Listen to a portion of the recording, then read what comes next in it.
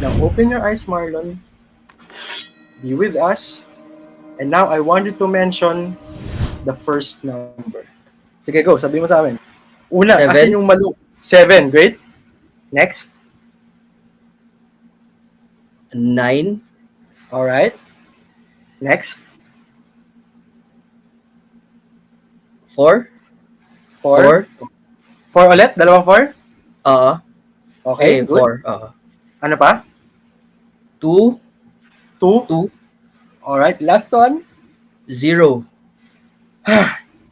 Ngayon guys pag pinito ko yung 0 at nag-unlock yung phone ko, bigyan natin ng masibagong palakpakan si Marlon. Kasi isa na siyang ganap na mind reader. Oh Sana! my God.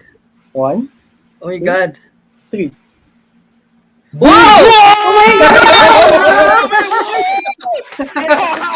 Paano nangyari yun?